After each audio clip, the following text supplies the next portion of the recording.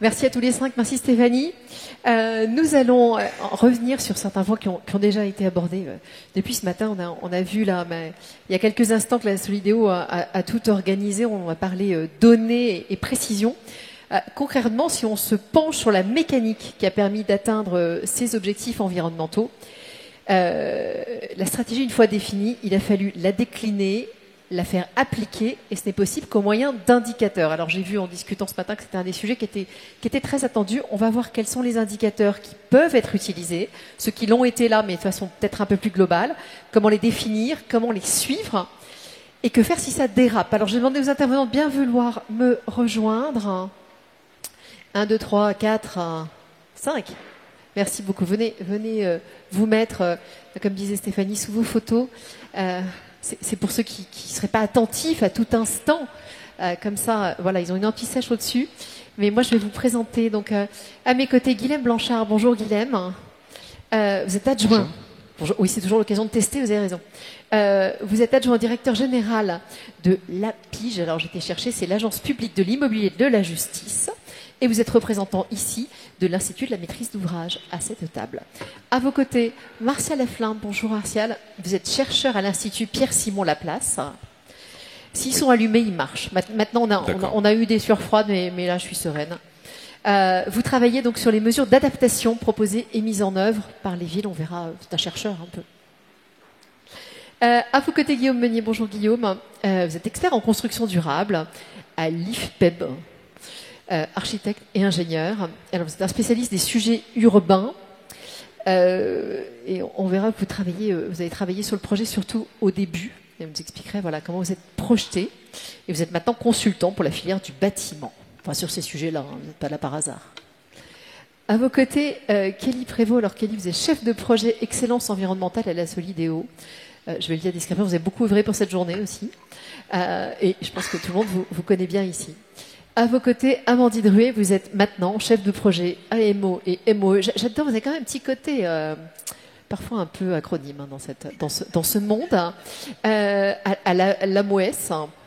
Et vous avez été présente sur le projet tout du long, c'est-à-dire depuis 2019 jusqu'à aujourd'hui. Alors, les indicateurs, comme disait quelqu'un ce matin, c'est un sujet sérieux. Donc c'est quoi le terme qu'on a? Rigide. C'est un sujet qui n'a pas l'air a priori très facile, mais c'est vraiment crucial. Alors j'aimerais qu'on commence par le début, très concrètement. Quels indicateurs vous avez utilisés? Comment vous les avez définis? Et je crois que Kelly, c'est pour vous celle-là. Elle est bien technique. Alors, il faut l'allumer peut-être. Parce qu'il y a des gens qui coupent après. Et... Attendez correctement avec celui-là. Ok, super. Donc, bonjour à tous. Donc, quand on parle d'indicateurs, effectivement, ça peut faire peur. Et ce qui me semble important, c'est de repartir de la définition d'indicateur. Il y a un sujet de valeur, ça implique quelque chose de très quantitatif, mais il faut aussi penser quels sont les moyens de suivi de ces indicateurs, quelles sont les méthodologies, quels sont les outils. Et pour ça, la Solideo du coup a planché sur le sujet dès 2018. En fait, Kevin le mentionnait ce matin, la stratégie environnementale de la Solideo, elle a été adoptée dès les premiers conseils d'administration à la création en fait de cet établissement public dédié à la livraison des ouvrages pour les Jeux Olympiques et Paralympiques. Et en fait, on est parti d'une feuille blanche. Et pour ça, la question était de se dire quelles sont les bonnes pratiques existantes, quel est l'état de l'art actuel des techniques constructives de l'époque, qu'est-ce qui se fait de bien, qu'est-ce qu'on pourrait faire de mieux et quel est notre niveau d'ambition. Le niveau d'ambition, il était très clair. Ça a été notamment drivé par la candidature de la ville de Paris. Et c'est une des raisons principales pour laquelle, notamment, Paris a décroché son contrat de ville haute face à Los Angeles, qui a été du coup plutôt recalé au jeu de 2028. C'était cette forte ambition des critères environnementaux. Et donc concrètement, qu'est-ce qu'on met derrière la définition de ces ambitions et ce suivi en fait sine qua non un peu en chantier, ces indicateurs-là. Amandine notamment pourra le détailler un petit peu plus tard. Quand on regarde sur en moyenne, pour une typologie d'ouvrage équivalente, on est un peu plus d'une centaine d'indicateurs par projet. Derrière cette centaine d'indicateurs, donc 3 thématiques principales. Donc on n'a pas beaucoup parlé au cours de cette journée de la neutralité carbone. On vient d'en parler un petit peu avec les équipements de la question du confort urbain et des enjeux aussi de biodiversité. Si il fallait que je retienne quelques indicateurs clés sur ces 3 thématiques et parmi cette centaine, sur la neutralité carbone, c'est assez évident, ce serait vraiment la définition en fait de budget carbone, et ça fait partie dès le début un peu des bases, c'est de se dire par rapport à l'état de l'art actuel, combien est-ce que ma typologie d'ouvrage émet d'émissions de gaz à effet de serre et jusqu'où est-ce que moi je veux me placer. Donc ça, il y a eu la déclinaison en fait de scénarios qu'on a appelés de référence et de scénarios socle. Ça fait partie notamment de la slide que Kevin vous a présentée ce matin en plénière, qui permettait le bilan carbone, c'est vraiment un gage que des engagements de moyens soient alloués. Parce qu'en fait, quand on parle de chiffre carbone, c'est le reflet direct et global de tous les items qu'on peut emmener. Typiquement, on a beaucoup parlé de construction bois, notamment sur la table ronde de ce matin. Il n'y a pas de prescription en termes de volume de bois qui a été donné dans le cahier des charges de la Solideo. Néanmoins, par la prescription de bilan carbone très strict, il était assez évident pour les opérateurs immobiliers et les maîtrises d'ouvrage autant publiques que privées de se tourner vers de la construction biosourcée qui permettent d'abaisser ces bilans carbone. Et le bilan carbone, à la fois, je répète, mais je trouve que c'est important, c'est vraiment le gage que des engagements de moyens soient pris, mais également il y a un enjeu de compréhension partagée. Les enjeux environnementaux, quand on peut facilement avoir une discussion un petit peu collégiale d'experts où, grosso modo, c'est un peu ce que vous nous dites, on se comprend qu'entre nous. Là, l'objectif, c'est de pouvoir le vulgariser et que chacun se l'approprie. Et je pense que ça, c'est un enjeu qui a été fondamental à la Solideo, c'est que cette stratégie environnementale, elle puisse ruisseler, si je puis dire, tout au long de la chaîne d'acteurs et que chacun puisse s'approprier ces enjeux et s'en saisir et laisser libre cours aussi, je dirais, à des partis pris architecturaux, à des solutions innovantes auxquelles on n'aurait pas pensé. Benjamin le soulignait juste avant. On ne souhaitait pas se placer en tant que sachant universel, mais bien utiliser un petit peu les bonnes pratiques de tout le monde. Donc voilà, sur la partie carbone. Amandine, sur la partie biodiversité, votre indicateur prédilection? Alors, pour le coup, c'est pas ma partie de prédilection, la biodiversité. On a beaucoup raisonné en termes de surface imperméable, de surface végétalisée, de coefficient de biotope et tout ce genre d'indicateurs qu'on retrouve assez généralement sur des projets, mais qui ont rarement un seuil défini et qui ont rarement un objectif prédéfini. Donc, je pense que c'est cela qu'on peut effectivement retenir sur la biodiversité. Bon, alors un peu plus... Peut-être pour compléter... Très concrètement, il y avait un minimum en termes de pourcentage de surface de pleine terre par rapport à la parcelle. On peut parler de minimum pourcentage en termes d'abattement des eaux pluviales, sur lequel aussi on a travaillé avec Isplex. Il y avait un minimum il y a différentes strates en fait quand on parle de biodiversité. Un minimum de 3 strates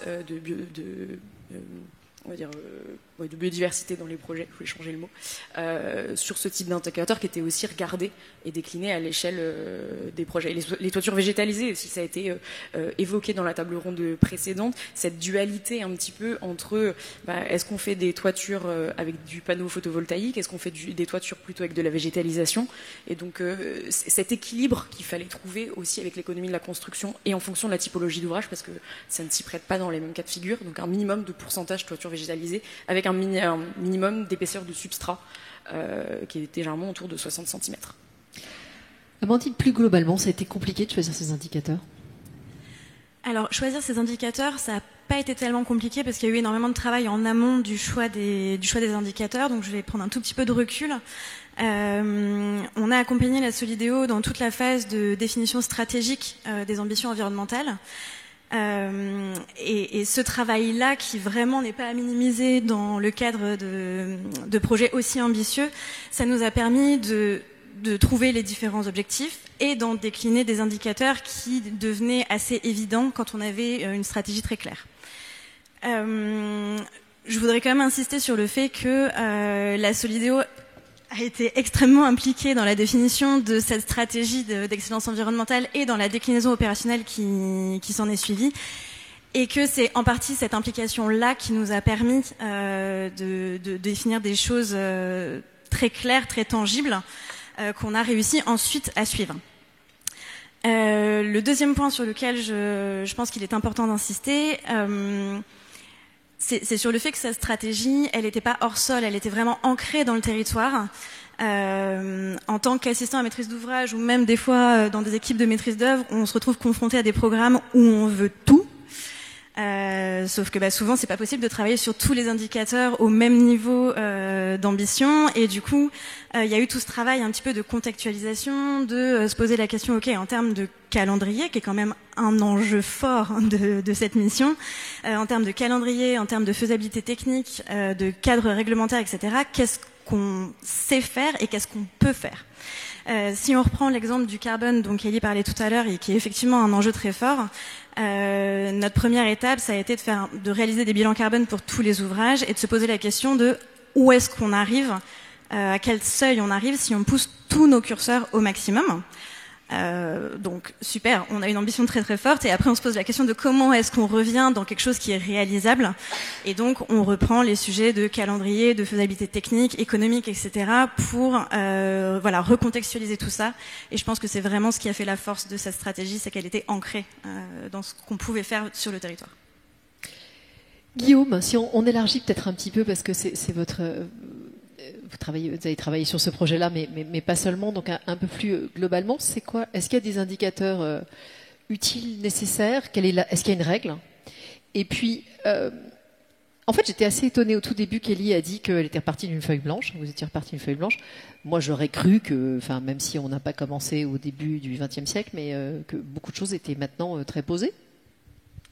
C'est un peu la complexité des projets urbains dans le monde du bâtiment. Alors maintenant, on a la RE 2020, 6 indicateurs à respecter. Voilà. Bon, il y en a qu'on oublie parce qu'on y arrive, c'est facile. Dans le monde du bâtiment, il y a de l'urbain, il n'y a aucune règle. Et avec la particularité qui a été décrite, c'est qu'il y a des bâtiments et des espaces publics. Et alors, déjà, quand je dis espace public, comment on fait le bilan carbone d'un espace public, on peut tous se poser la question. C'est plus compliqué que sur le bâtiment. Et après, ce qui a été un peu dit, c'est que quand on travaille les sujets urbains, on a cette chance d'avoir tous les sujets à disposition. Les fameux sujets de mutualisation, c'est compliqué à l'échelle d'un bâtiment. Dès qu'on en a 3 à 4, on peut mutualiser les parkings, etc. Donc on peut créer un indicateur là-dessus.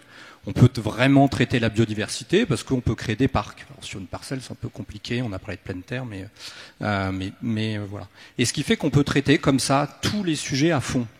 Et une fois que je vous ai dit ça, on peut créer une espèce de méga HQE, le label HQE du bâtiment avec ses nombreux indicateurs, mais on peut faire x2, x3, parce que vraiment on sait tout traiter. Et c'est là où il faut bien faire la différence, ça a été décrit par Amandine, c'est on part d'une feuille blanche, on peut mettre des centaines d'indicateurs et on transforme ça en stratégie pour rendre ça intelligible. Et c'est ça le gros travail qui a dû être fait, c'est de choisir les indicateurs qui ont été pertinents, évidemment le bilan carbone, ça a été abordé, et d'en créer une stratégie. Et en fait, il n'y a pas de règle pour faire ça. Il n'y a pas une méthode. Alors à l'époque, il y avait une méthode qu'on suivait un peu, qui était une méthode de l'ADEME, mais qui était très vague. Mais voilà. Et donc on a dû créer cette stratégie sur la base d'indicateurs. Et c'est ça, la complexité, elle est là. J'ai pas de cadre pour faire ce travail-là. Guilhem, en complément, comment vous les choisissez, vos indicateurs? Alors on va préciser d'abord que je n'ai rien à voir avec les ouvrages olympiques et paralympiques. Non, mais je me suis élargi progressivement. Le décentrage du regard d'un autre maître d'ouvrage. Donc je vais reprendre avec Memo ce qui a déjà été très bien dit par les collègues. Pour moi, dans le choix des indicateurs, il y a 4 grands sujets. Le premier, il est spécifique aux enjeux de la maîtrise d'ouvrage et du projet qu'on développe. C'est où est-ce qu'on met l'ambition. On n'a pas toujours les moyens et l'ambition des Jeux Olympiques et Paralympiques. Il faut parfois choisir ses combats, et ces combats, ils doivent être adéquats, ancrés dans le besoin. Je donne un exemple très concret. Nous, on construit des prisons. Évidemment, la performance énergétique, la performance carbone des prisons, c'est un sujet important. Mais on a choisi notre combat primordial, c'est celui du confort d'été. Pourquoi ? Parce qu'on se projette sur des détenus et des surveillants qui vont devoir survivre à des conditions climatiques très dures dans 50 ans. Et donc c'est notre premier enjeu dans le choix des indicateurs de performance autour du confort hygrothermique et de la performance énergétique. Les 3 autres critères de choix d'indicateurs, ils sont plus génériques. Le premier qui a déjà été cité, c'est le curseur entre l'ambition et la faisabilité. Ça a été évoqué aussi dans la présente table ronde sur les piscines. C'est quoi la faisabilité de la performance énergétique d'une piscine ? C'est quoi la faisabilité de la performance carbone d'une prison quand on a une bonne partie de nos murs qui est en béton armé, parce que c'est comme ça et c'est pas autrement pour des raisons de sécurité ou de sécurité incendie. Et c'est très important de quelle est la faisabilité en amont, parce qu'on peut fixer des objectifs infaisables dans un contrat, mais c'est la garantie de l'échec en exécution. Enfin en exécution, en conception puis en exécution des travaux. Donc ça n'a plus aucune valeur pratique dans le pilotage des projets. Deuxième critère générique, la capacité à évaluer l'atteinte de l'objectif. C'est-à-dire c'est bien de définir un indicateur, mais encore faut-il pouvoir le suivre.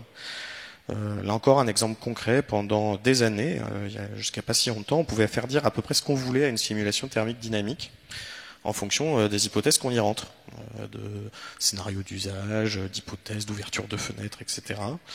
On sait aujourd'hui, après des années et des années de capitalisation d'expérience, à peu près cadrer les choses, mais c'est pareil partout, devant tout indicateur, il faut une méthode d'évaluation fiable et une ressource, externe ou interne, qui contre-expertise les justifications que nous donnent les concepteurs et les réalisateurs des projets. Et puis dernier sujet, qui est moins souvent abordé, mais je préfère le dire du coup, c'est quelle marge de manœuvre le maître d'ouvrage se laisse quand il définit un indicateur de performance. Nous, on recourt beaucoup aux marchés globaux de conception-réalisation, marchés globaux de performance, et dans ces contrats, on fixe très très tôt, avant toute étude de conception détaillée, des objectifs performantiels très précis et très engageants. Alors c'est bien parce que ça oblige tous les maillons de l'acte de construire à s'aligner sur l'objectif dès le départ et sans avoir 12 itérations pour remettre en question l'ambition. Mais c'est aussi contraignant pour le maître d'ouvrage parce que ça a été dit par des architectes qui le subissent. Le maître d'ouvrage, il peut faire évoluer son besoin pendant le temps long d'un projet. Et donc, si à ce moment-là, on s'est fixé soi-même un indicateur hyper contraignant qui dépend de manière très stricte du besoin qu'on avait imaginé initialement, et qu'on est soi-même, du coup, à l'origine du déséquilibre de la réponse à l'indicateur, comment est-ce qu'on gère son contrat en exécution derrière ? Donc c'est vraiment, nous, une question qu'on se pose systématiquement, de l'indicateur qui correspond à l'ambition et à l'objet qu'on imagine. Quelle flexibilité permet l'indicateur dans l'évolution du projet sur un projet qui va durer 5-10 ans ? Voilà pour ma fenêtre. Martial, vous êtes un spécialiste du très long terme. Alors, j'ai envie de dire que vous arrivez avec des indicateurs peut-être après. Quelles sont vos règles et comment vous arrivez à inscrire vos indicateurs dans la suite des projets ? En effet, d'un point de vue des sciences du climat, dans lequel je travaille, on va plutôt s'intéresser à la phase justement héritage et comment le fonctionnement du village amène justement les performances qui ont été prévues initialement. Principalement, donc nous on s'est intéressé aux aspects de confort urbain et qu'est-ce qu'on met derrière le confort urbain. En ce moment, il y a quand même un focus sur le fonctionnement, notamment en été. Donc un bon fonctionnement lors des conditions de très forte chaleur. Il y a bien sûr toutes les questions liées à la qualité de l'air, sur la qualité de l'air, il y a des réglementations très précises qui existent, ce qui n'est pas le cas notamment sur la chaleur. Il va y avoir bien sûr aussi les aspects de santé de la végétation, puisqu'en fait, partie prenante dès l'aménagement, il y a tous les espaces publics et privés dans lesquels on met de la végétation et qui ont des fonctions essentielles. Et en plus de la survie des humains en milieu urbain, il faut s'intéresser à la survie de la végétation qu'on y insère. Et notamment, et ça inclut le sol, la végétation elle-même et puis tout le cycle de l'eau associé. Voilà. Il y a bien sûr après, dans le fonctionnement, ça va être le bien-être aussi des usagers du village. On imagine beaucoup de capteurs très tech, j'ai raison de voilà. voir ça comme ça. Et donc, pour pouvoir faire ce suivi après, il faut en effet intégrer dans l'environnement, dans le village, un ensemble de capteurs environnementaux qui vont, chaque capteur ayant sa spécificité d'un paramètre à suivre, des températures bien sûr, d'humidité dans le sol, d'informations sur le développement racinaire des arbres, de différents constituants de l'air en termes de chimie. Et aspect très important, c'est comment on se place dans la phase héritage, un suivi sur le long terme. La végétation, elle ne va pas se développer en 15 jours. C'est quelque chose qui va prendre plusieurs années, ça peut prendre voire des décennies. Il faut s'inscrire sur le temps long. Et pour faire ça, il faut une méthodologie qui va faire en sorte que les données qu'on va récolter vont être de suffisamment bonne qualité et suffisamment de continuité pour qu'on puisse ensuite faire des analyses scientifiques pertinentes. Alors vous avez cité le village sur un lapsus, mais concrètement vous avez mis combien de capteurs dans le village et vous suivez quoi? Alors ça dépend des paramètres. Pour certains paramètres, on peut avoir une bonne représentativité. Par exemple pour la température, on va dire qu'avec 4-5 points de mesure, on a une bonne représentativité. Pour la qualité de l'air, il y avait des innovations aussi à évaluer. Donc là, il y a plus de points de mesure, peut-être une dizaine. Par contre, quand on poursuit le développement racinaire des arbres, là, on peut être sur 25 ou 30 capteurs pour étudier le développement des différents sujets végétaux qui peuvent être différents selon leur emplacement ou selon leur essence également. Donc, on est au final sur plusieurs centaines de capteurs. Et ce qui est avec derrière, il y a aucune réglementation non plus qui impose ces choses-là. Donc c'est vraiment un parti pris d'avoir une qualité du suivi et de s'assurer que ce qui a été développé est bien fonctionnel. Alors, avant de poser la question justement du suivi, peut-être sur le projet, si je continue juste avec vous, aujourd'hui, tous ces indicateurs-là, les données vont où et qui s'en occupe concrètement? C'est un gros sujet. C'est un gros sujet parce que c'est beaucoup de travail, de méthodologie, tout ça. Donc il y a une centralisation des données qui a été confiée donc à des entreprises qui non seulement après avoir installé les capteurs récupèrent les données, centralisent ces données. Il faut que ces données puissent être ensuite disponibles, par exemple pour la recherche. Mais pas uniquement, pour être disponible également pour le public qui pourrait être intéressé. Et il faut ensuite que ceci perdure dans le temps. Donc il y a une phase de transfert de ce qu'a développé la Solideo vers la collectivité, donc pleine commune, qui va devoir ensuite prend la responsabilité du maintien de cette activité. Et ça, c'est pas encore totalement défini? Si, c'est bien défini. Mais voilà, la phase de transition n'est pas terminée. Kelly, je reviens en arrière par rapport à ça. Justement, tout au long du projet, c'est bien d'avoir des indicateurs. Il faut les suivre, les regarder, les contractualiser, pour reprendre un de vos termes. Alors concrètement, comment vous avez fait? Le sujet, cette contractualisation, je vais reprendre un mot qu'on a beaucoup entendu aujourd'hui, et c'est pas le mot réplicabilité, c'est le mot agilité ou intelligence collective. Je vais commencer par ma synthèse et après je vous développe mes quelques points. C'est vraiment cet esprit de co-construction et de tirer parti du savoir-faire un peu de chacun, des architectes, des maîtrises d'ouvrage, des bureaux d'études, etc. Et donc, le premier point, c'est, en tant qu'aménageur, par exemple, là, si on se place dans le rôle de la Solideo, c'est définir le niveau d'ambition auquel on souhaite tendre. Ça, c'était assez clair et intangible.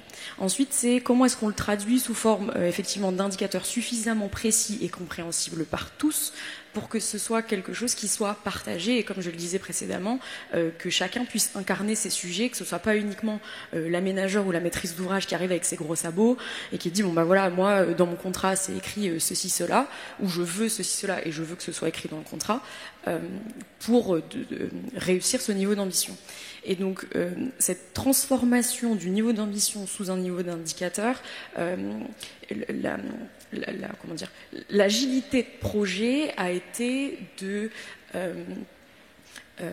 faire un état de l'art de ce qui était existant, pouvoir tout consolider, pousser les curseurs autant que possible, et avoir aussi un mode de contractualisation qui engageait les différentes parties prenantes. Et un mode de contractualisation avec un cahier des charges suffisamment adaptée à chaque typologie d'ouvrage. Je disais que la Solideo s'est dotée d'une stratégie environnementale commune à l'ensemble de ces typologies d'ouvrages, mais sur ces 70 opérations, on a plus d'une dizaine de typologies, du résidentiel, du tertiaire, des infrastructures, des aménagements paysagers, des ouvrages d'art. Et donc, la question était de se dire comment est-ce qu'on les décline aussi très précisément pour que ce soit adapté à chacun et que chacun s'y retrouve. Et donc ça passe par des déclinaisons, notamment d'annexes environnementales, qui ont été directement inscrites dans les contrats. Donc si on parle des lots immobiliers, notamment sur le village des athlètes et le village des médias, ce qu'on a appelé des CP2E, donc des cahiers de prescription d'excellence environnementale, qui faisaient, je pense au bas mot, à peu près 200 pages, ont été annexés aux actes de vente des lots immobiliers. Si on parle plutôt des ouvrages dits supervisés, ces annexes environnementales, qui étaient pour la plupart d'ailleurs déjà traduites sous la forme de tableaux d'indicateurs, elles ont été directement annexées également à des contrats qu'on a appelés des conventions d'objectifs, qui étaient tripartites. Tripartites parce qu'elles reliaient à la fois la Solideo au maître d'ouvrage, public ou privé, et à Paris 2024, parce que la Solideo avait son propre cahier des charges, mais il fallait que ça réponde également aux enjeux de Paris 2024. Et Guillaume, je vous ai vu faire je ne sais pas comment qualifier ça, on est entre la moue dubitative et le... Alors, très concrètement, je ne suis pas très bonne en maths, mais 70 ouvrages et un minimum de 100 indicateurs, ça fait un tableau Excel cauchemardesque ? Non, c'était très facile. Hein. Non, oui, effectivement, c'est la complexité et même quand on repense à la contractualisation, quand on parle d'ISPLEX, on était quatre bureaux d'études pour traiter l'ensemble de ces ouvrages avec chacun nos spécificités. Effectivement, nos sujets, c'est pas la biodiversité, donc on avait des experts de la biodiversité dans notre équipe. Et même entre nous, effectivement, c'est comment on se répartit les tâches, parce que c'était pas une personne par équipe. Vous avez vraiment fait ça sur Excel ? Ah, par contre, oui, c'était Excel. Je dis ça, je dis rien. Non, et notamment, c'était une grosse partie de ton travail de coordonner tout ça. Effectivement, et du coup, la contractualisation, effectivement, c'est important, c'est trouver une parce qu'après, au final, en vrai, le processus, si ça avait été un projet urbain standard, il n'a rien d'extraordinaire. C'est juste qu'un seul bureau d'études peut répondre, il y a moins d'indicateurs, on simplifie, etc. Là, c'est la taille, effectivement la temporalité aussi. Hein, c'est l'objectif numéro 1, c'est fallait quand même qu'on fasse les jeux. Et c'est ça qui rend l'objet contractuel, mais presque intéressant dans le sens... Tu parlais d'agilité, c'est que à partir du moment où on avait fini la mission initiale de réalisation de la stratégie, c'est là où on rentrait vraiment dans l'agilité. C'est que les projets arrivaient et on était appelés et Amandine nous disait il faut qu'on fasse ça. On a 3 semaines pour répondre à ça et de ça découler du contrat initial qu'on avait. Alors Amandine, peut-être une réaction sur cette éventuelle difficulté. Alors oui, la difficulté, elle était effectivement liée à l'ampleur du projet, au calendrier, etc. Mais pour autant, ça n'a pas été si difficile que ça de suivre ces indicateurs, puisqu'il y avait eu tout le travail amont de déclinaison de ces indicateurs dans une stratégie de contractualisation qui nous a donné un cadre très très clair. Tout le monde savait au démarrage du projet quels étaient les objectifs, quels étaient les indicateurs qui définissaient ces objectifs, enfin, qui détaillaient ces objectifs, quels étaient les seuils à atteindre et comment est-ce qu'on allait justifier de l'atteinte de ces seuils. Partant de là, on a un cadre qui est très clair et tous les acteurs, décideurs, concepteurs ou autres, savaient quelle était leur part de responsabilité pour répondre à ces différents enjeux. Donc, notre mission a certes été chronophage et intense de collecte de toutes ces informations, d'analyse, on s'est beaucoup posé la question sous ces indicateurs, est-ce qu'on les garde à l'échelle d'un ouvrage ou est-ce qu'on arrive à les centraliser à l'échelle des 70 ouvrages et est-ce que ça voudra toujours dire quelque chose une fois qu'on aura fait ces sommes d'indicateurs. Donc on s'est aussi beaucoup posé la question de comment est-ce qu'on les compile. La grosse difficulté à laquelle on s'est confronté, nous, en tant qu'assistants à maîtrise d'ouvrage de la Solideo, c'est surtout qu'on a eu une période du projet pendant laquelle on n'était plus en charge du suivi, qui est notamment la période de chantier. Nous, on s'est arrêté en fin de conception et on a repris pour le suivi des indicateurs justement au moment de la réception. Et donc il s'est passé 1 an, voire 1 an et demi entre ces 2 phases. Et c'est là la principale difficulté que nous on a rencontrée, c'est de raccrocher les wagons. Juste d'un point de vue pratique dans l'organisation, je comprends. Peut-être juste un complément, c'est qu'effectivement la mission du coup d'assistance à maîtrise d'ouvrage, notamment du groupement ISPLEX, n'a pas eu lieu pendant la phase chantier, ce qui ne veut pas dire qu'on n'a pas suivi ces indicateurs en phase chantier. Non, c'était juste une passation d'Amandine à vous. Oui, en quelque sorte, c'est ça. C'est que, notamment la direction dans laquelle je m'inscrivais, donc la direction de la stratégie de l'innovation qui était portée par Antoine Zuswich, on a travaillé pendant cette année et demie à ce suivi, et c'était quelque chose qui s'est fait de façon très régulière. On avait ce qu'on appelait des revues de projet pour les ouvrages supervisés qui étaient mensuels, donc on rencontrait les maîtres d'ouvrage mensuellement. On avait sur les lots immobiliers du village des athlètes des revues qui étaient trimestrielles sur l'ensemble de ces indicateurs, sur les enjeux spécifiques de chantier, typiquement le tri des déchets, les objectifs d'économie circulaire, etc. C'était des audits qui se tenaient tous les mois. Donc effectivement, c'est peut-être un écueil qu'on n'ait pas été accompagné d'un AMO pendant cette phase chantier. Néanmoins, ce suivi s'est fait quand même tout au fil de l'eau. Guilhem, peut-être sur ces phases de pilotage de la contractualisation, un mot sur l'organisation que, j'allais dire vous préconisez, c'est pas un joli terme, mais que vous utilisez. Non, mais effectivement, je garde la casquette du maître d'ouvrage générique au-delà du projet exceptionnel de la Solideo.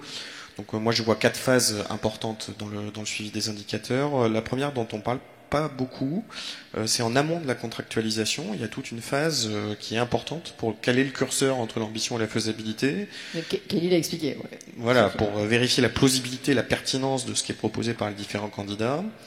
Alors on critique beaucoup le code de la commande publique parfois, mais pour une fois, moi j'ai rien à lui reprocher. Il offre des outils très intéressants et très puissants pour faire ce dialogue en amont de la contractualisation.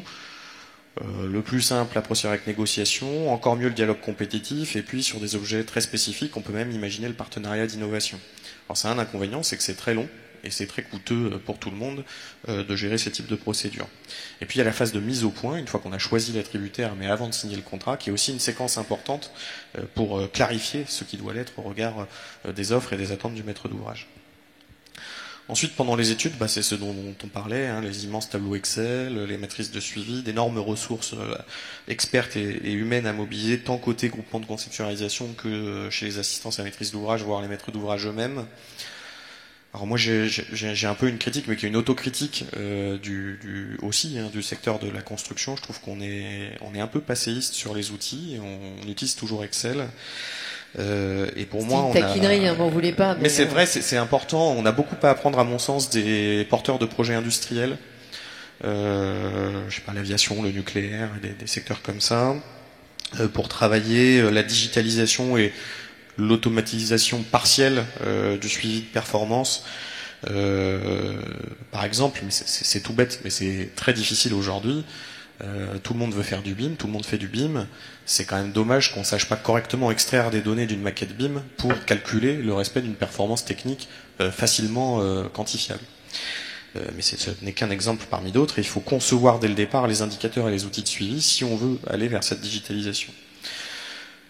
Troisième point, alors qui a été évoqué au regard des montages contractuels de la Solideo, mais c'est pendant le chantier, c'est une étape très importante. Ça a été dit aussi dans la précédente table ronde sur les ponts thermiques. C'est super d'avoir un dossier pro parfait, mais derrière, vous avez des dizaines de bureaux d'études d'exécution, des centaines d'encadrants de chantier, des milliers de compagnons qui font ou pas la performance des ouvrages réalisés. Et on a beau avoir des contrats très rugueux ou très rigoureux, si on se rate pendant l'exécution, les conséquences des reprises en aval en fin de chantier, voire après la réception, sont tellement compliquées à assumer, y compris pour le maître d'ouvrage qui veut pouvoir exploiter sa piscine ou sa prison, qu'on se retrouve finalement à renoncer à l'ambition parce qu'on n'a pas tellement le choix et à discuter des conséquences financières du raté. Donc là, l'implication de tous les maillons, depuis le compagnon et le conducteur de travaux jusqu'à la maîtrise d'ouvrage, en passant par la maîtrise d'œuvre, les bureaux de contrôle qu'on cite pas beaucoup mais qui sont très importants, et les différents AMO est essentielle. Nous là-dessus à la Pige, on développe des Les schémas de contrôle qualité, c'est pas la panacée, mais ça vient se superposer au plan d'assurance qualité des constructeurs et de tous les participants à l'acte de construire pour générer des jalons de contrôle spécifiques tirés de notre retour d'expérience de maître d'ouvrage. Voilà, et puis la dernière phase, c'est la vie des ouvrages. Alors on a là encore des vecteurs contractuels potentiellement très puissants, hein. Le marché global de performance, le marché de partenariat, anciennement PPP, qui permettent théoriquement de sanctionner contractuellement la réalité de la performance atteinte. C'est très stimulant conceptuellement. On peut faire des ateliers sur des semaines entières avec plein d'experts pour définir les indicateurs et les modalités de contrôle des indicateurs. Bon, moi, ma vision personnelle, c'est que dans la vraie vie, quand il y a un vrai problème, on passe surtout une dizaine d'années à se renvoyer la responsabilité sur la chaîne de défaillance et que c'est pas tellement sur la sanction contractuelle de la performance que ces vecteurs sont intéressants. En revanche, ils sont très pertinents parce que ça force à mettre en place un suivi, à capitaliser de la donnée, à capitaliser de l'expérience et à alimenter nos successeurs de dans 5-10 ans sur les évolutions de leurs ambitions et de leurs indicateurs. Je voudrais revenir sur le point 3 de votre liste. Et concrètement, quand ça dérape, quand ça a dérapé, parce que j'arrive pas à croire que ça n'a jamais dérapé, comment vous avez fait? Alors Kelly, Guillaume, peut-être, voilà, qu'est-ce qui s'est passé les quelques fois où ça a dérapé et comment est-ce que vous avez pu, pour aussi reprendre ce que disait Guilhem, éviter de vous renvoyer la balle sans fin et de faire en sorte que finalement on laisse tomber parce que c'est trop compliqué? Moi j'ai un souvenir où ça a failli déraper. Et le failli est pas mal, et où c'était le bilan carbone du Bourget, de la halle du Bourget, où la... Des noms, dénoncez-nous. Ah non, le projet, mais... le projet.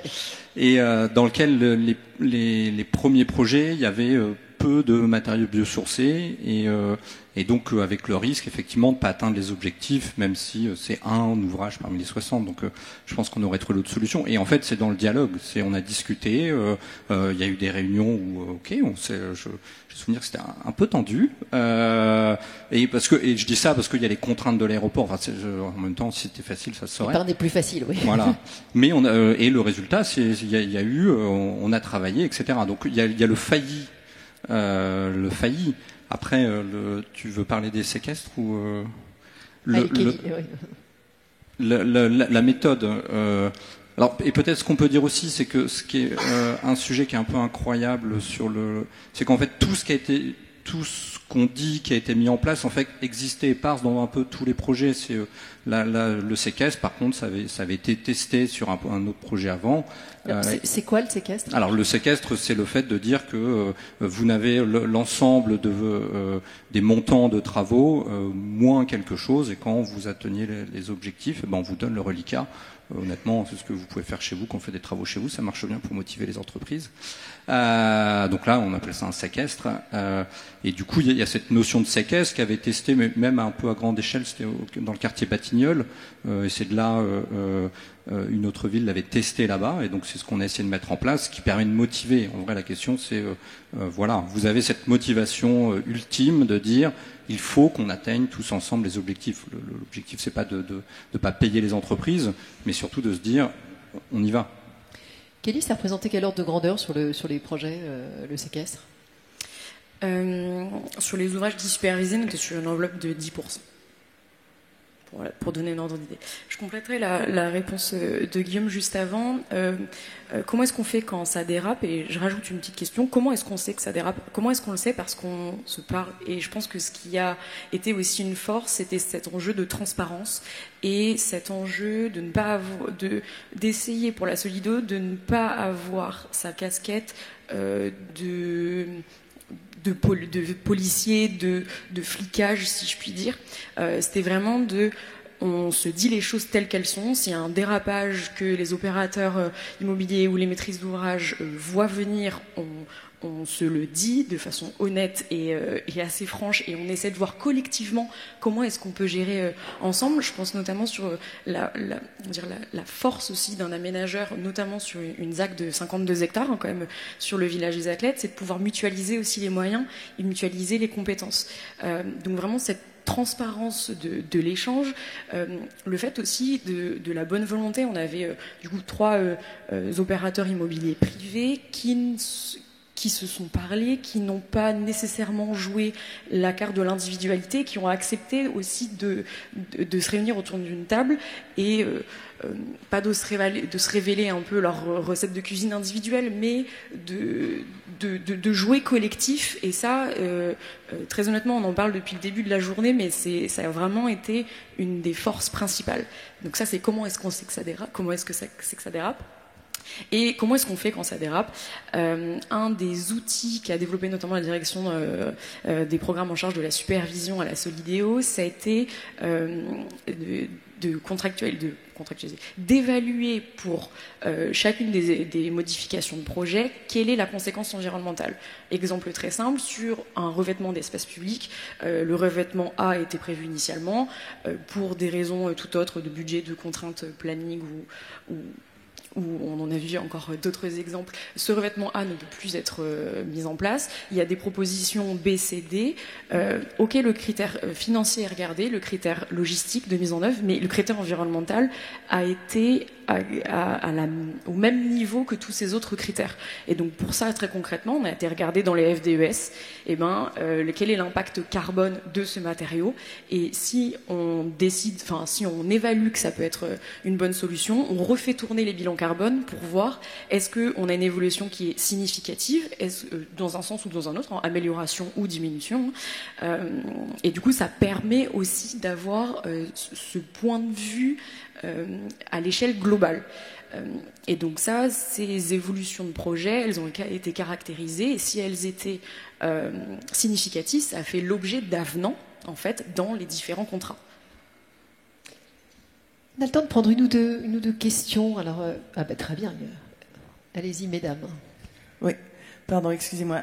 Je pense avoir à peu près bien compris comment... Si vous voulez bien vous présenter, en fait, ce serait Alors, gentil. Je suis Sarah Bélier, je suis DG d'un EPA à Nice et en même temps, je suis coprésidente du Réseau national des aménageurs. J'ai à peu près bien compris le pilotage de cette évaluation en phase conception et jusqu'à la livraison. J'ai un peu plus de mal à comprendre en fonction de la diversité des maîtrises d'ouvrage et des différents bureaux d'études qui sont intervenus aussi. Comment va être pilotée la phase exploitation qui, si j'ai bien compris les chiffres qui nous ont été annoncés ce matin, permettait de baisser de 67% les impacts par rapport au schéma de référence? Kelly, Amandine, qui se dévoue?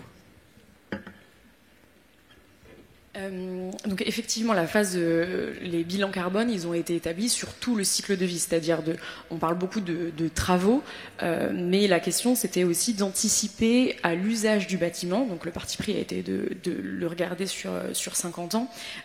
Quel va être l'impact d'utilisation de l'ouvrage? Si on parle sur des piscines, c'est plutôt la consommation énergétique. Si on parle plutôt des équipements résidentiels et tertiaires, on va plutôt sur les consommations énergétiques.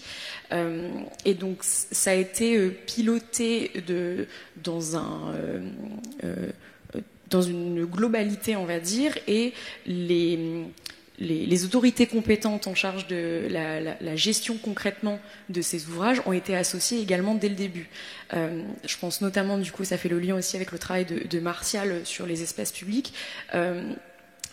Du coup, Pleine Commune, qui reprendra en fait, qui assurera la gestion de ces espaces publics, a été associé quasiment dès les phases, dès les premières phases de discussion, pour qu'ils puissent aussi partager quels sont leurs impératifs, quels sont leurs moyens et quelles sont les difficultés auxquelles ils peuvent faire face dans leur projet actuel, pour qu'on puisse les intégrer et anticiper au mieux que possible ces éléments.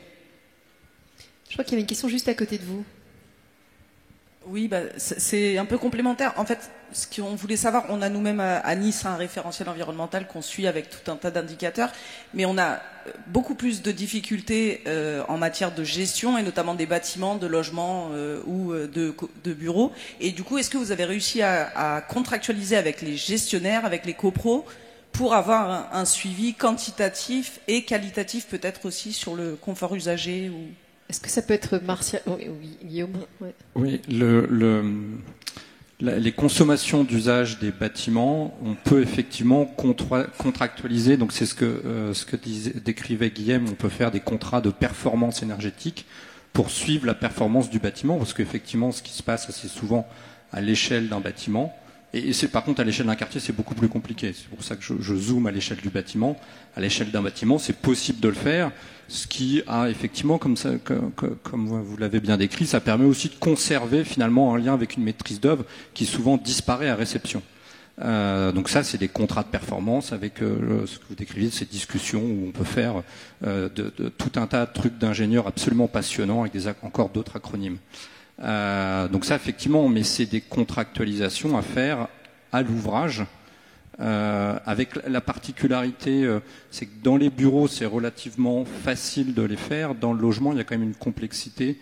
C'est un peu plus compliqué dans les logements, dans lesquels on doit décorréler ce qui est de l'usager propre et qui nécessite presque un accompagnement de l'usager et de ce qui est typiquement des parties communes ou des choses comme ça. Dans le bureau, c'est un peu plus facile parce que souvent, il y a un ou plusieurs preneurs avec qui on peut discuter. Donc c'est ça. Après, je crois pas que la Solideo on est Martial, Martial peut peut-être élargir si on dézoome un peu plus. Ouais. Oui, c'est vrai qu'il y a la question, la centrale, qui est celle des données et la collecte des données. Donc il faut quand même s'assurer aussi que si on veut suivre dans le temps, qu'il y a quelque chose de rigoureux qui est fait dans la collecte pour qu'on puisse l'analyser après. Donc ça peut être vrai pour des données à l'intérieur des bâtiments, mais c'est vrai aussi sur les données sur l'espace public. Et c'est vrai qu'on manque, comme on manque de réglementation, notamment sur tous les aspects de confort thermique ou même de suivi du développement de la végétation, ça nécessite quand même qu'il y ait une volonté forte, alors de la part de l'aménageur ici, enfin de la Solideo par exemple, de réfléchir à tout ça en amont, et puis après à la collectivité qui va du coup reprendre le suivi des espaces publics, de faire perdurer ce système d'observation et de surveillance de paramètres environnementaux. Et alors qu'il n'y a pas de contraintes dessus. Donc c'est vraiment ça qui est... on peut vouloir ici, dans ce cas précis du village olympique-paralympique, il y a eu cette volonté. On va avoir un retour d'expérience sur les suivis des variables environnementales. Comment est-ce qu'on s'assure ensuite que c'est quelque chose qui est fait à plus grande échelle dans d'autres îlots ou qui ont peut-être moins de visibilité, mais sur lesquels il y a le même besoin, alors qu'il n'y a pas de réglementation sur ce sujet. Donc c'est vraiment, moi ça me semble un point... Une toute dernière question éventuellement si elle est rapide. Tout là-bas, ce sera la dernière.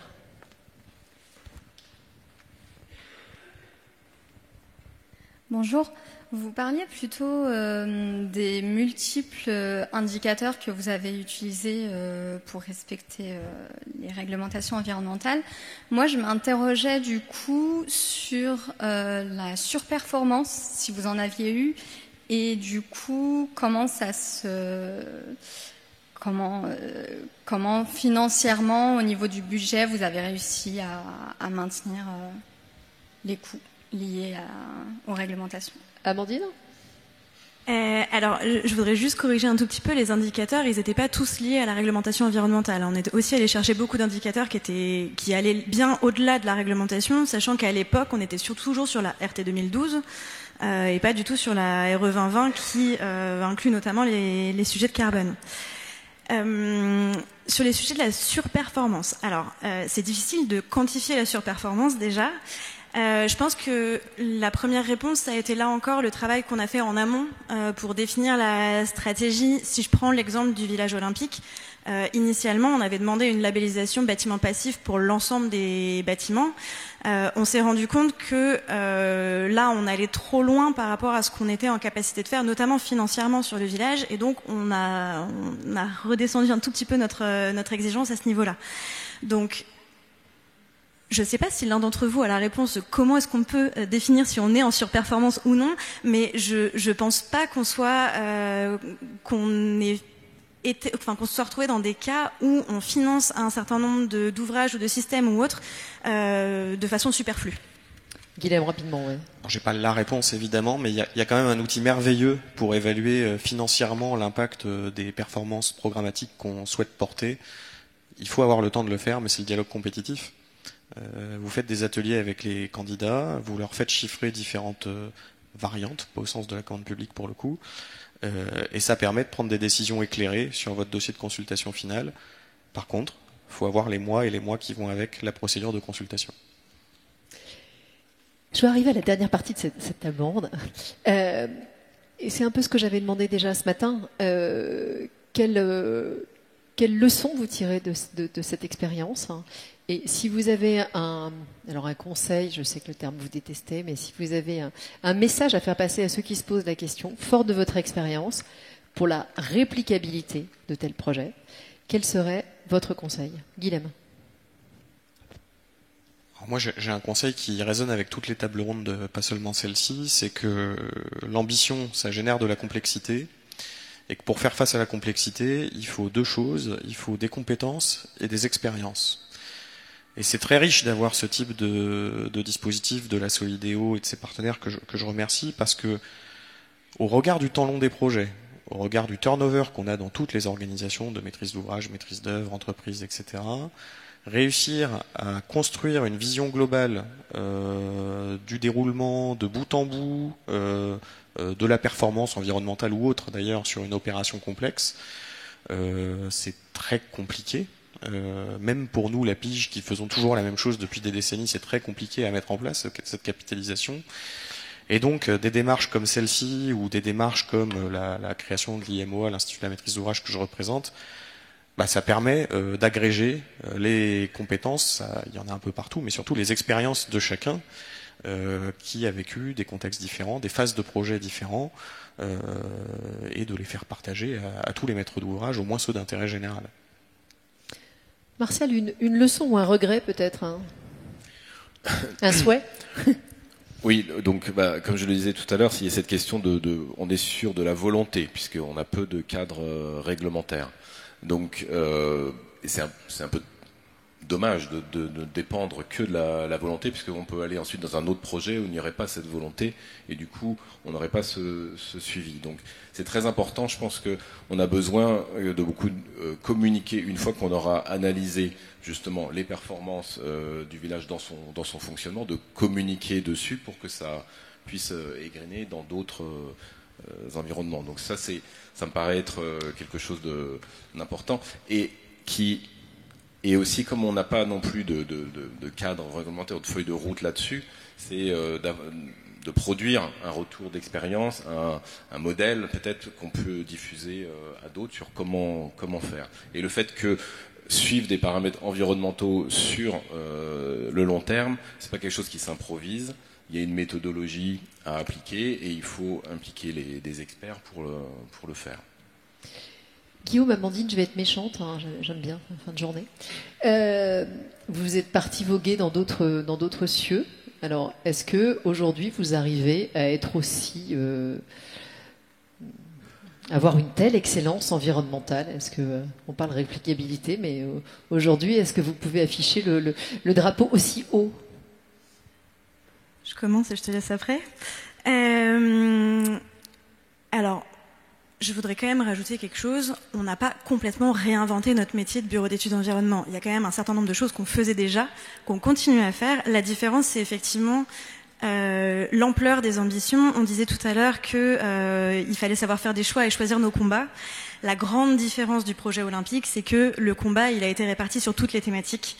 Et qu'il n'y en a pas une qui a été laissée, qui a été dévaluée au détriment, au profit des autres plutôt.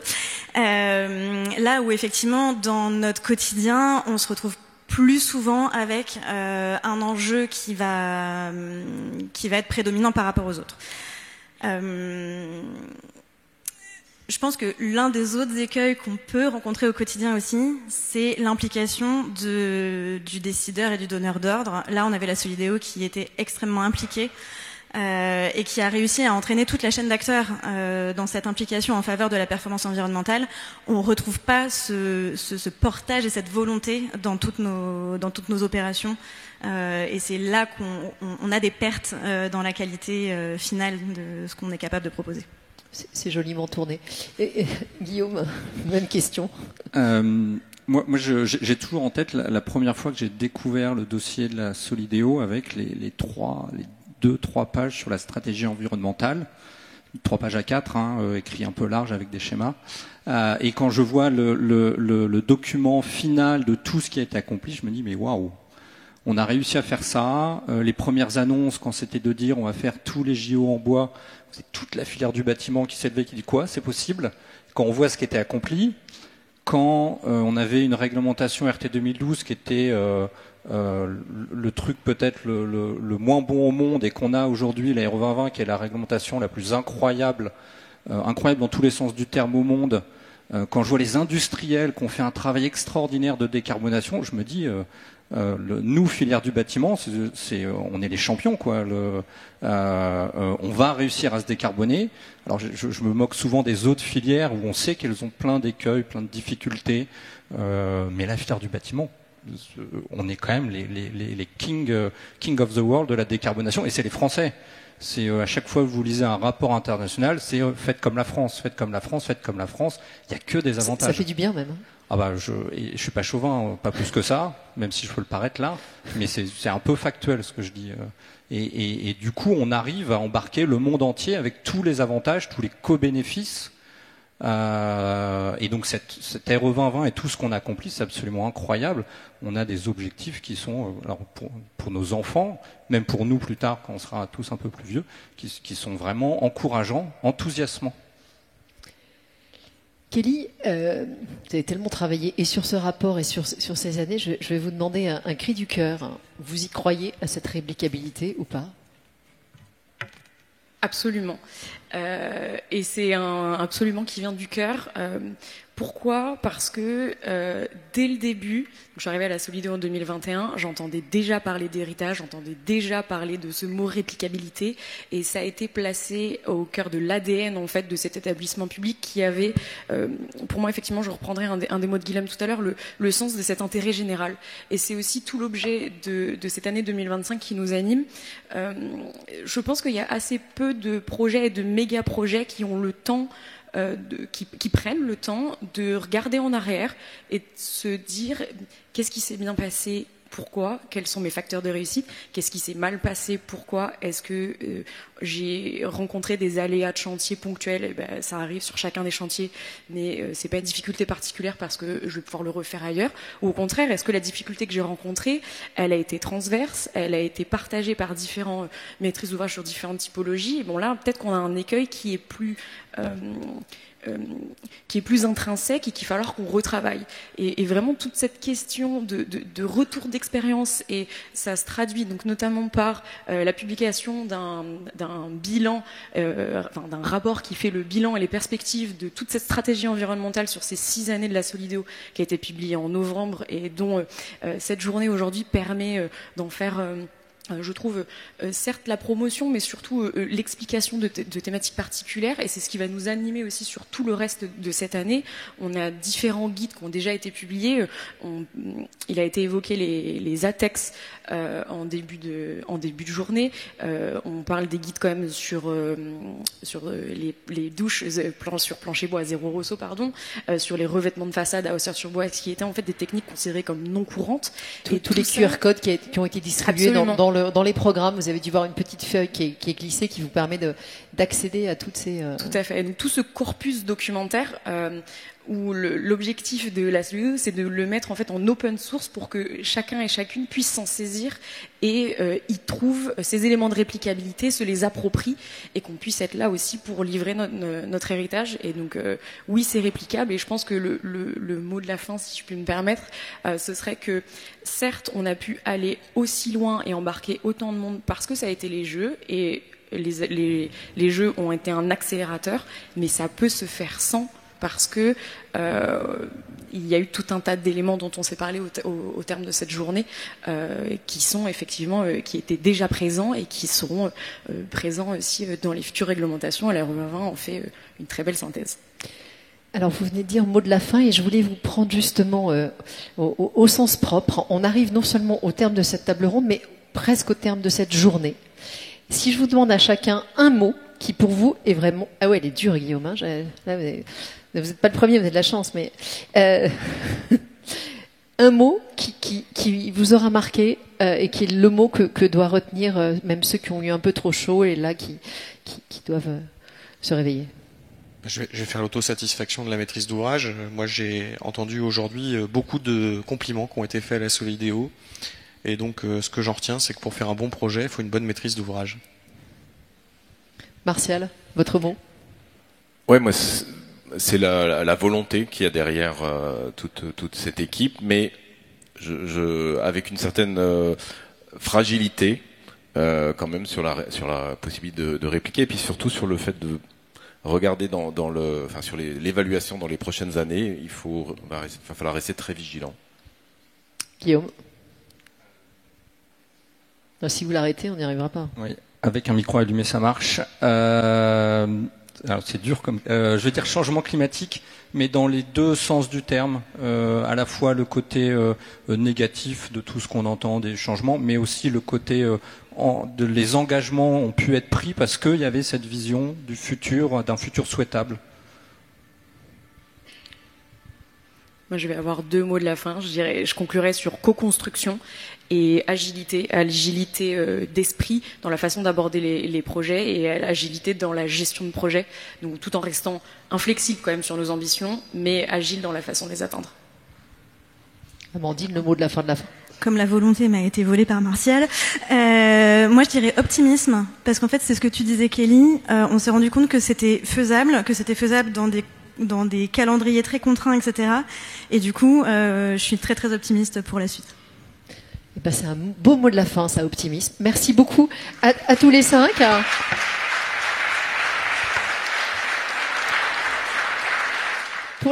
Pour la clôture de cette journée, je vais me tourner à nouveau vers Yann Krysinski, si vous voulez bien, directeur général exécutif de la Solidéo.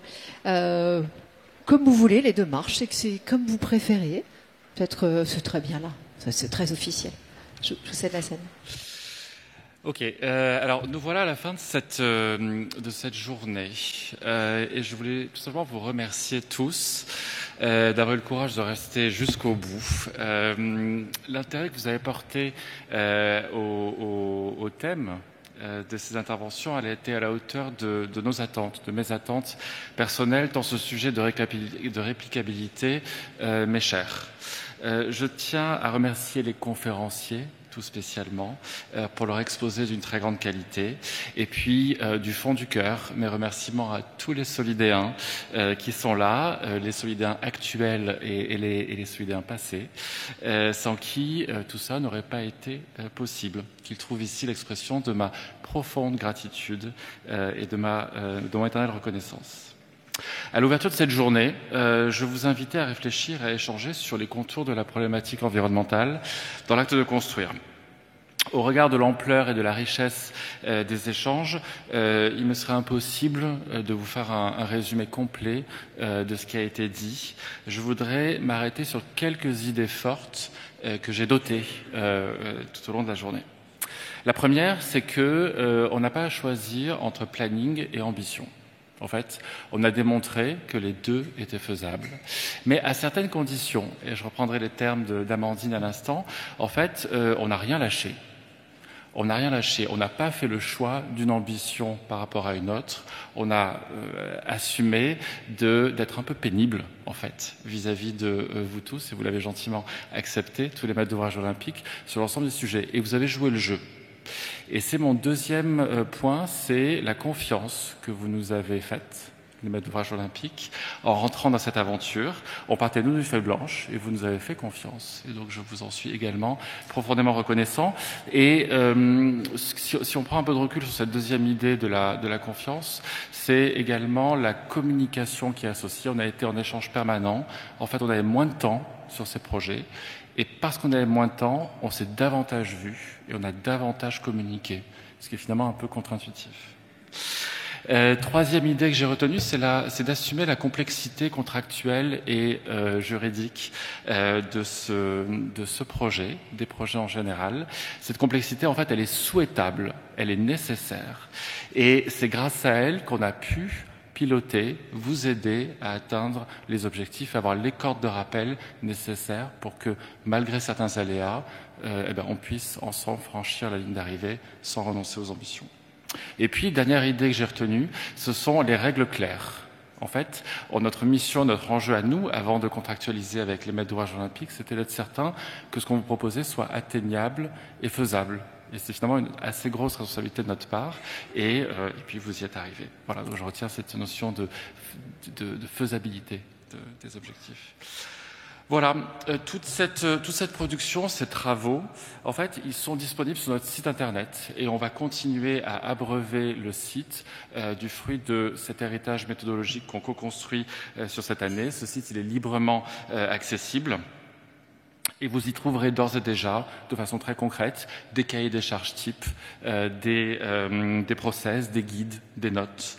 N'hésitez pas à les consulter et n'hésitez pas à venir nous voir. Il nous reste 9 mois et 1 semaine d'existence avec nos moyens propres. Et c'est notre rôle, établissement public d'État, que de passer du temps avec chacun d'entre vous, professionnels de la construction, entreprises publiques et privées, pour, avant de tirer notre révérence, vous aider à poursuivre cette aventure des projets vertueux sur le plan environnemental et sur le plan social. Avant de clôturer officiellement cette journée, j'adresse tous mes remerciements évidemment à la maire de Paris, Madame Hidalgo, présidente de notre conseil d'administration, à Mesdames les ministres du Logement et des Sports qui nous ont fait l'honneur d'être présentes ce matin, aux délégués interministériels évidemment, à mes tutelles qui étaient également là toute la journée, et puis à Madame Desjardins qui a brillamment animé les débats. Une fois encore, je remercie sincèrement vous tous pour cette participation et je vous donne rendez-vous à 2 autres rencontres. La prochaine se tiendra début juin. Elle aura le même format, peut-être un tout petit peu plus ramassé, et elle se concentrera sur le volet de l'acte de construire socialement exemplaire. Et puis la 3e et dernière rencontre, avant que la Solidéo tire sa révérence, ça sera en septembre, et on s'intéressera au sujet de gouvernance et de prise de décision. Voilà, à nouveau, du fond du cœur, merci d'être venu aujourd'hui et à très bientôt.